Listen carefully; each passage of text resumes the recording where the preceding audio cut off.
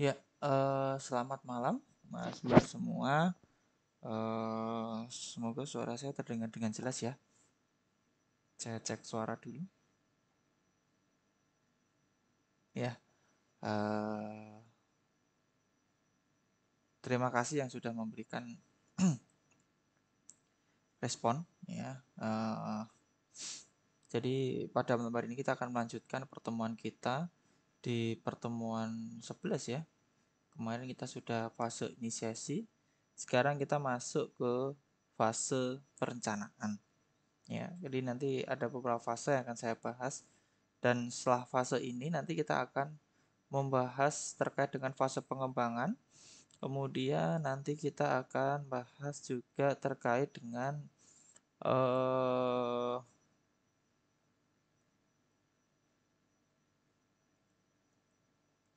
fase yang selanjutnya nanti adalah fase delivery ya. Jadi ya materi ini saya ambil dari modul manajemen proyek ya, dari modulnya Imam Aldin Sinaga ya. Jadi di pertemuan ini ya nanti kita akan membahas lebih banyak apa sih faktor perencanaan yang kita lakukan terkait dengan manajemen perencanaan proyek sistem informasi ini agar bisa berjalan dengan baik dan lancar. Gitu. Jadi kita lihat yang pertama dari tujuan perencanaan proyek. Jadi kita pun dalam kehidupan kita sehari-hari pasti kita butuh apa namanya butuh perencanaan gitu ya apa yang mau kita lakukan kemudian eh, apa yang harus kita berikan gitu ya terkait dengan rencana-rencana yang sudah kita rencanakan. Kalau kehidupan misal kita mau ke luar kota gitu ya, atau mungkin kita akan melakukan tur kemana atau mungkin kita mau merencanakan masa depan kita misal kita pasti mau menapak ke masa depan kita pasti kita butuh yang namanya perencanaan gitu ya. Ya, butuh namanya perencanaan lah. Perencanaan proyek pun juga seperti itu ya. Proyek tidak hanya sekedar kita memiliki proyek dan harus langsung kita kerjakan tidak, tapi semua harus ada perencanaannya ya. Jadi eh, perencanaan itu harus matang ya. Apa yang harus nanti akan dilakukan, berjalannya nanti seperti apa, kemudian apakah ada faktor yang timbul terkait dengan perencanaan itu ya itu harus ada semua gitu ya. Jadi itu yang membuat kenapa yang namanya perencanaan proyek itu bisa berjalan gitu ya. Kemudian eh, manajer proyek ya itu memberikan prediksi yang akurat tentang kebutuhan sumber daya, biaya dan jadwal. Nah, ini penting ya karena ini menyangkut dengan banyak faktor dan banyak sektor. Ya, kalau saya sampaikan lebih kerennya ya, banyak faktor dan banyak sektor. Kenapa? Karena faktor dan sektor eh, di sini apa ya istilahnya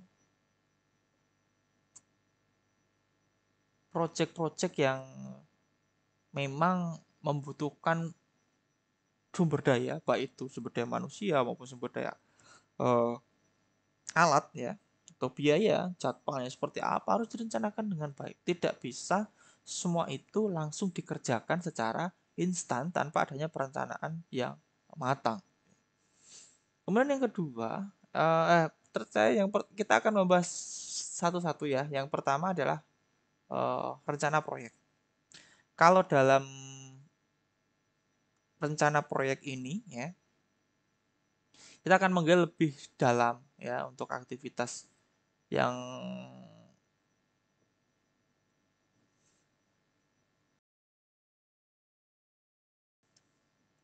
secara tas dan pengelompokannya itu ada dua. Yang pertama adalah Work Breakdown Structure atau WBS ya. Yang kedua adalah estimasi jadwal, durasi, pelaksanaan serta pelaksanaan dan atau penanggung jawab tas tersebut. Itu penting ya, karena di sini nanti kita akan melihat ya bagaimana secara breakdown strukturnya itu dan estimasi biaya dan durasinya itu seperti apa akan kita bahas di sini. Yang pertama WBS-nya ya. Jadi WBS itu adalah dekomposisi hierarki yang berorientasi pada hasil kerja yang akan dilaksanakan tim pengembang untuk mewujudkan tujuan proyek. Ya, kalau kita lihat di sini ada eh, beberapa hal ya terkait dengan rencana proyek tadi. Jadi yang pertama adalah aturan 100%. Apa itu yang dimaksud dengan uh, aturan dari 100% dalam BBS ini ya? Jadi aturan 100% di sini bukan berarti aturannya harus dipatuhi 100% itu tidak ya. Jadi aturan yang menegaskan bahwa menyusun BBS itu harus memasukkan ya seluruh lingkup dan deliverable proyek yang telah didefinisikan sebelumnya. Jadi uh, total pekerjaan yang ada dalam satu level ya akan sama dengan pekerjaan yang ada di level atasnya. Dengan demikian, ya, jika seluruh pekerjaan dari dalam hierarki itu dijumlahkan, maka hasilnya 100% dari keseluruhan pekerjaan harus dilaksanakan dalam proyek dan tidak boleh kurang ataupun lebih. Ya, jadi terkait dengan hal itu eh, harus di apa ya istilahnya penuhi ya terkait dengan aturan 100% itu. Kemudian yang kedua adalah hubungan antar bagian yang eksklusif. Jadi setiap bagian atau komponen WBS itu tidak boleh tumpang tindih dalam lingkup kerja yang merupakan bagiannya ya. Jadi semua itu sudah terbagi berdasarkan tasnya. Tidak boleh si A itu mengerjakan B, si B mengerjakan C, C mengerjakan D, tidak. Tapi A ya A, B ya B, C ya C, D ya D, E ya E. Jadi semuanya akan fokus ya dalam terstruktur terkait dengan pekerjaannya. Kemudian yang ketiga adalah rencanakan hasil yang ingin dicapai bukan pelaksanaannya. Ya, ya. Kalau kita lihat dari kata-katanya ini kan kayaknya simpel ya, tapi kalau dilaksanakan itu cukup sulit ya biasanya. Ya, rencanakan hasil yang ingin dicapai. Jadi rencanakan hasil yang ingin dicapai itu seperti apa. Ya. Bukan pelaksanaannya nanti seperti apa, tapi rencanakan hasilnya dulu. Hasilnya nanti akan seperti apa direncanakan. Nah nanti pelaksanaannya seperti apa baru mengikuti gitu ya. Dan ini penting juga dilakukan dan agar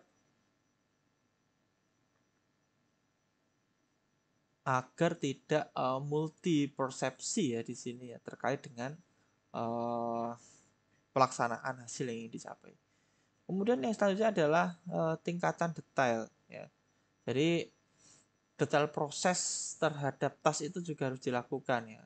Ini hal penting agar hasil WBS tidak terlalu luas dan membuat pengalokasian sumber daya dan pembuatan jadwal kerja menjadi terlalu memberatkan.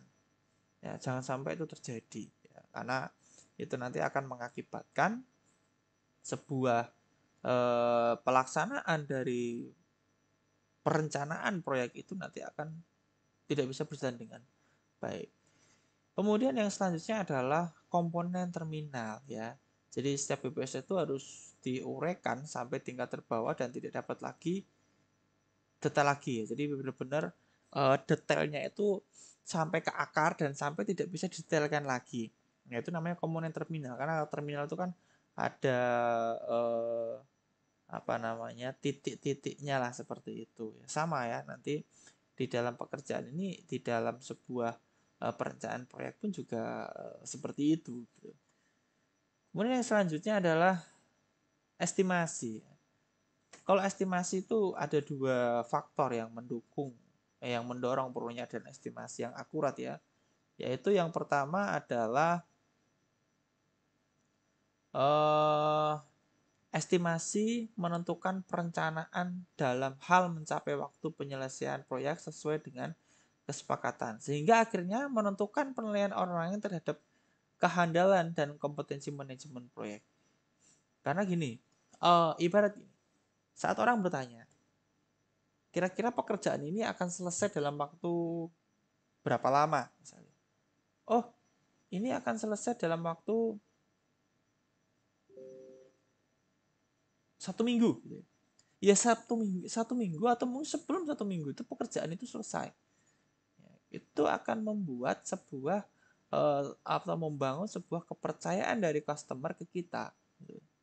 Nah kalau bilangnya 1 minggu, oh sebentar masih kita perbaiki jadi 2 minggu, 3 minggu, saya yakin customer nanti secara trustnya akan pergi dari kita gitu ya, karena itu yang bisa dikatakan apa ya istilahnya tidak baiklah jika memiliki proyek seperti itu. Perencanaan seperti apa, pelaksanaannya seperti apa. Nah ini yang tidak boleh dilakukan terkait dengan pelaksanaan hal tersebut. Ya. Jadi ya kalau konsistensi itu penting dari estimasi ini, ya, karena akan membangun sebuah kepercayaan dari customer ke kita bahwa apa yang kita kerjakan itu memang sesuai dengan estimasi waktu yang telah ditentukan. Kemudian yang kedua, dalam proyek yang dikerjakan bagi pihak ketiga, estimasi juga menentukan perhitungan terhadap biaya pelaksanaan proyek terhadap akhirnya menentukan nilai jual proyek sehingga menentukan profitabilitas proyek. Ya, ini juga sangat menentukan. Misal, mengembangkannya itu harusnya 2 minggu dengan pembiayaan pegawai 2 minggu misalnya. Misal ekspansi 1 minggu lagi, maka yang terjadi adalah akan nambah satu itu lagi, akan nambah satu apa istilahnya tambahan, yaitu adalah mengenai biaya yang harusnya membiayai orang atau staff itu 1 minggu tambah 1 minggu lagi, otomatis 2 kali lipat. Nah ini tidak akan menjadi efisiensi biaya kalau seperti ini ya, justru malah akan memboros atau biaya yang dikeluarkan akan semakin besar kalau kalau seperti ini. Kemudian yang selanjutnya di dalam rencana yang selanjutnya adalah rencana sumber daya manusia. Ya, kalau dilihat dari faktor penting yang harus diperhatikan dalam menyusun struktur organisasi ini adalah yang pertama spesialisasi. Dalam melakukan WBS ya, proyek yang besar akan terurai menjadi task dan setiap task akan dilaksanakan oleh satu orang ataupun tim yang terspesialisasi. Ya. Spesialisasi ini selain dari sisi fungsionalitas task juga dari sisi pelaksanaannya nanti akan seperti apa. Ya. Contoh, task untuk sistem analis dan desain. Ya harus dilakukan oleh analis sistem. Kemudian sistem construction harus dilakukan oleh programmer. Ya. Nah, dan lebih banyak lagi ya contoh-contohnya. Gitu. Jadi tidak bisa sistem analis jadi gabung oleh programmer ya memang sebetulnya kenyataannya di lapangan seperti itu gitu ya. Programmer yang gabung analis ya mungkin ada yang bekerja di software house di sini. Kurang lebih mungkin seperti itu gitu ya.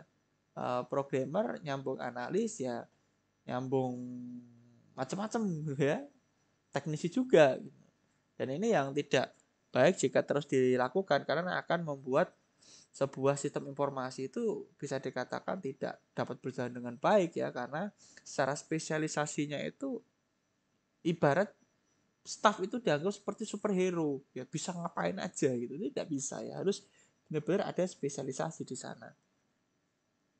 Kemudian selanjutnya adalah koordinasi ya. Koordinasi meskipun melaksanakan masing-masing task yang terspesialisasi, semua anggota tim harus berkoordinasi dengan baik. Sehingga keseluruhan proyek dapat berjalan sesuai dengan rencana yang telah disusun ya. Tanpa koordinasi yang baik ya, maka manajer proyek sebagus apapun tim yang disusun tidak akan bisa mencapai tujuan akhir proyek. Nah, koordinasi itu penting dalam sebuah sumber daya manusia. Harus ada yang mengkoordinasi, harus ada yang melaksanakan. Tidak semua melakukan koordinasi, yang melaksanakan siapa kalau semua jadi koordinator gitu. Nah, ini hal yang kelihatannya sepele tapi akan sangat mempengaruhi dari proses itu sendiri. Gitu ya. Kemudian yang paling penting di sini adalah rencana keuangan juga ya. Rencana keuangan mungkin ya pasti ada lah ya anggaran. Tapi bagaimana kita bisa memanajemen keuangan itu agar benar-benar tercover semua proyek kita itu bisa berjalan dengan baik. Ini bukanlah hal yang mudah dan butuh effort yang luar biasa terkait dengan hal ini karena eh, rencana keuangan ini merupakan hal yang sangat penting ya, yang sangat penting yang harus diperhatikan oleh saat kita merencanakan sebuah proyek. Ya. Karena sebenarnya saling terkait ya, keuangan dengan estimasi itu juga terkait dengan sumber daya itu juga terkait gitu ya. Tadi spesialisasi kita butuh orang spesialis itu berapa orang. Kemudian kita membutuhkan eh, hal-hal lain itu butuh berapa orang. Itu yang menarik sebetulnya terkait dengan hal tersebut. Kemudian yang selanjutnya terkait dengan kebutuhan-kebutuhan lain seperti hardware, software, ya atau mungkin bisnisnya hardware ya. Kita mengembangkan sebuah sistem, kita membutuhkan hardware. Sistem sudah jadi ya, tapi secara hardware-nya belum ada. Gitu. Itu harus direncanakan. Ya. Pasti hubungannya dengan apa ya? Keuangan gitu. Keuangan butuh kita terkait dengan perencanaan ini. Tidak bisa kita pandang sebelah mata. Kita butuh hardware ya udah gimana caranya bisa bisa dapat hardware itu tidak bisa. Harus ada yang namanya perencanaan keuangan di sana. Tidak bisa serta-merta kita langsung uh, nge-bypass itu. Gitu. Nah, ini yang harus kita perhatikan gitu terkait dengan perencanaan keuangan. Kemudian yang selanjutnya adalah rencana kualitas ya. Nah, ini perencanaan sebuah proyek harus ada yang namanya kualitasnya. Nah, perencanaan kualitas ini kalau kita lihat ya di dalam perencanaan proyek ya, dia harus didefinisikan kualitas ya, didefinisikan kualitas. Bentar. Oh,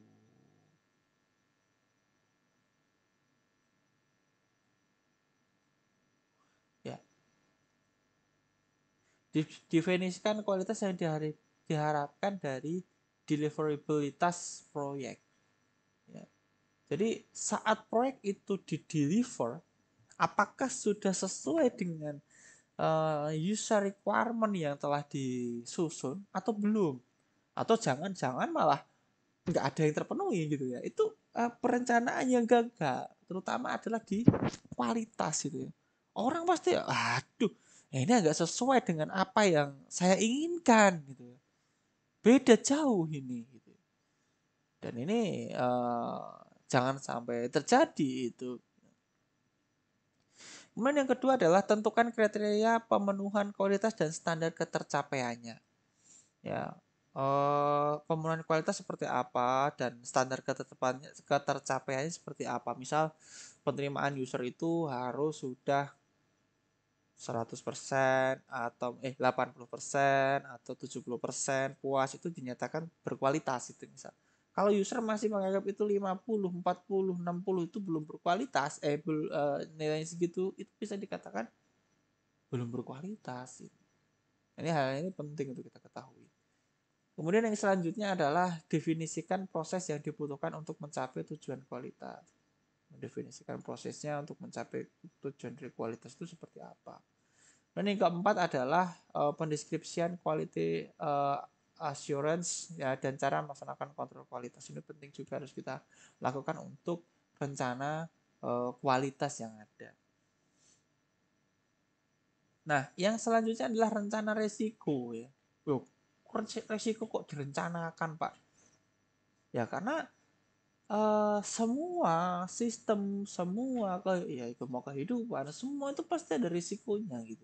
Nah, bagaimana kita merencanakan agar risiko-risiko itu tidak terjadi? Seperti yang setelah saya sampaikan di pertemuan yang sebelumnya terkait dengan fase inisialisasi ya itu adalah menginventarisir atau mengidentifikasi resiko yang ada. Kemudian baru mengurutkan resiko berdasarkan kemungkinan yang terjadi nanti apa. Ya, cara penanganannya seperti apa itu harus terinventarisir. Kemudian urutan resiko ditentukan oleh konsekuensi potensial dari masing-masing resiko. Potensinya nanti apa jika ini terjadi. Kemudian resiko diurutkan berdasarkan kepentingan penanganannya. Ya, penanganannya seperti apa. Kemudian yang kelima, tindakan-tindakan yang harus dipersiapkan untuk mengurangi potensi terjadinya resiko. Ya, tindakan-tindakan seperti apa untuk siapkan untuk mengurangi sebuah resiko. Kemudian yang selanjutnya adalah tindakan-tindakan yang harus dipersiapkan apabila terjadi resiko untuk mengurangi dampak yang merugikan. Dampak yang merugikan apa? Oh, ini akan terjadi ini. Ya, pasti akan merugikan. Dan ini untuk meminimalisir hal-hal tersebut. Kemudian rencana penerimaan ya. Jadi sebagai persetujuan seorang klien itu deliverabilitas proyek itu harus kita rencanakan. Yang termasuk dalam rencana proyek ya dari penerimaan itu adalah yang pertama, daftar dari milestone harus dicapai dan deliverables yang harus dihasilkan dari keseluruhan proyek. Ya, proyek seperti apa? Yang kedua adalah kriteria standar penerimaan terhadap deliverabilitas yang ditentukan oleh klien. Seperti apa standar penerimaannya? Kemudian penjelasan mengenai bagaimana deliverabilitas akan ditinjau. Kemudian diputuskan apakah sesuai dengan kriteria dan memenuhi standar yang ditentukan sebelumnya. Kemudian yang keempat adalah proses untuk mendapatkan penerimaan dari klien terhadap deliverables yang telah dihasilkan. Nah, ini adalah rencana penerimaan ya.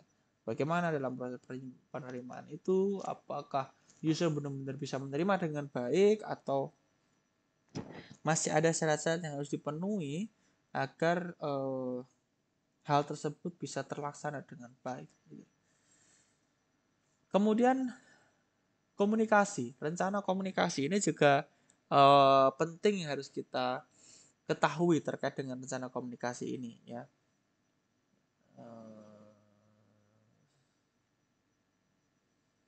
Sebentar.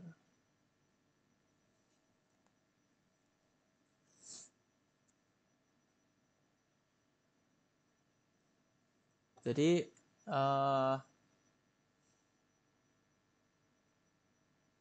rencana komunikasi itu rencana komunikasi itu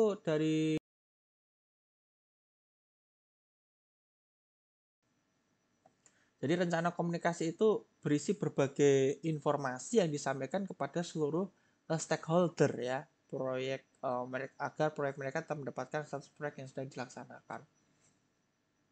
Nah, rencana komunikasi itu terdiri dari yang pertama jenis informasi yang dibutuhkan oleh setiap bagian stakeholder proyek.